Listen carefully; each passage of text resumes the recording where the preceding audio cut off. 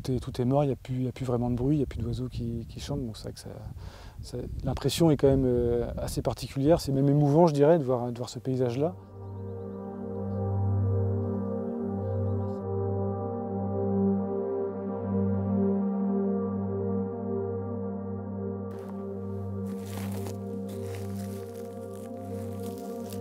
Les Monts d'Arrée abritent le plus grand ensemble de landes atlantiques de France. Quand on parle de landes, on parle d'un cortège de végétation typique de la lande.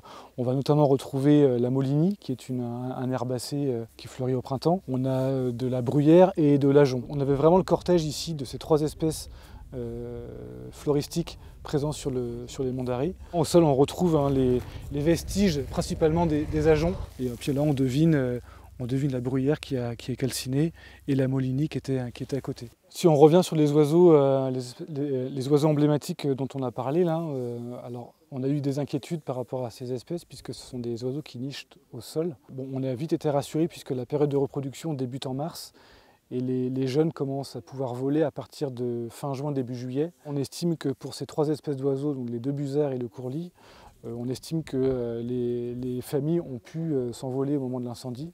Donc on estime l'impact assez faible finalement sur ces trois espèces emblématiques. On a plus d'inquiétude sur l'engoulevent d'Europe, qui est un oiseau également qui niche au sol et qui est en pleine période de reproduction actuellement.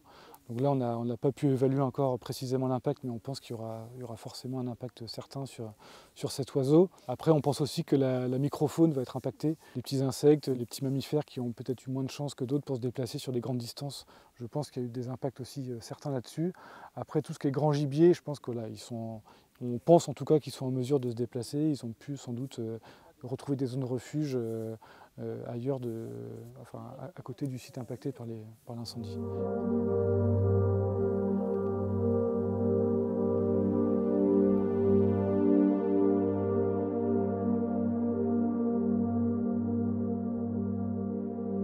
Sur la parcelle de lande, on pense que d'aujourd'hui jusqu'au début du printemps prochain, on va rester sur un paysage effectivement brûlé, lunaire, avant le début du printemps, où là ça va vraiment reprendre assez rapidement. D'ailleurs en bord de parcelle on voit déjà quelques reprises ici et là de la Molinie, on voit des petits brins verts qui reprennent. Par contre sur les parties plus tourbeuses, plus humides, là on peut parler en années je pense pour une vraie reprise, une stabilisation de la végétation.